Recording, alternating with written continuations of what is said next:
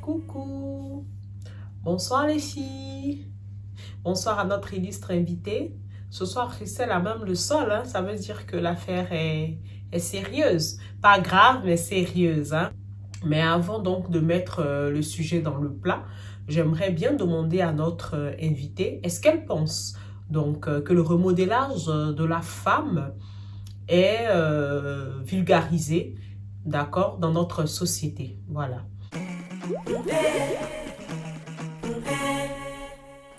Alors, question posée, qu'est-ce que Kadi Bebou pense du remodélage, donc resserrement vaginal? Mais je crois qu'elle a demandé si c'était vulgarisé. Je ne suis pas sûre que ce soit vulgarisé parce que je n'ai pas souvent entendu parler de ça en dehors des cercles de femmes. Mais je pense qu'on devrait, s'il y a des astuces et tout ça, c'est important, on devrait justement vulgariser tout ce qu'il y a à faire pour que la femme puisse le vivre pour elle-même déjà, et puis bon, pour son foyer. Mais au niveau du resserrement, de façon spécifique, qu'est-ce que vous en pensez? Cette action. On fait bien Des abdos et tout ça Oui. pour maintenir les muscles en santé. Oui. Donc c'est la même chose. Je pense qu'il faut juste maintenir ce muscle-là aussi en santé. Très bien, Très on continue avec Karine.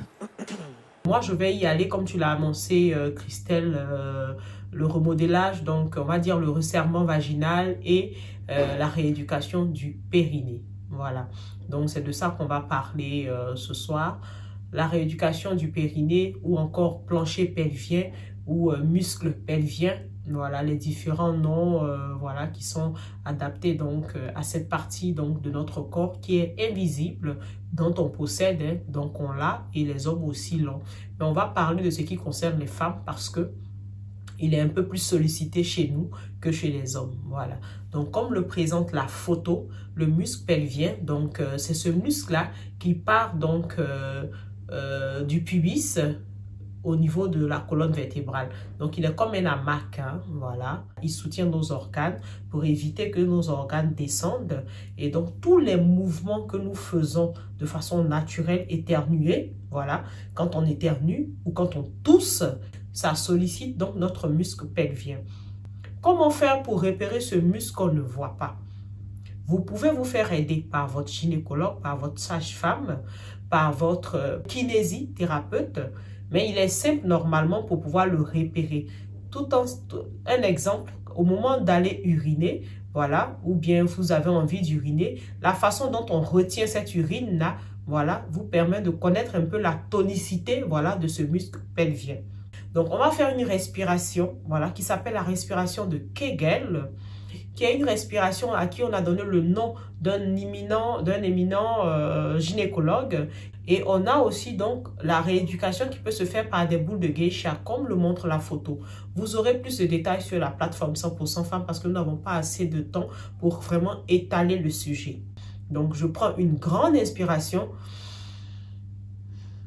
en contractant tout le bas-ventre. Hein, voilà, donc tout est contracté, on a le rectum qui va se resserrer, on a les muscles vaginaux qui vont se resserrer et puis on commence à compter pendant qu'on est contracté comme ça.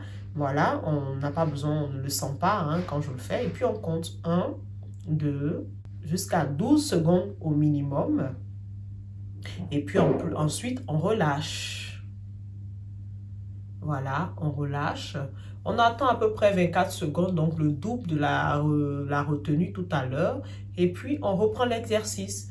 C'est un exercice donc, que vous pouvez faire au moins donc à 10 fois, 10 répétitions. Vous attendez au cours de la journée. Quand vous vous sentez bien, vous le faites. Quand vous serez habitué, vous pouvez le faire à tout moment. Sur ce, voilà, je vous fais plein de bisous sucrés. À très bientôt, toujours amour et humour.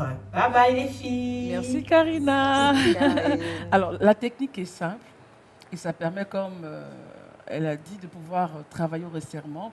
Est-ce que vous avez déjà entendu parler de cette technique-là? Non, c'est la première fois que j'entends. C'est la première fois.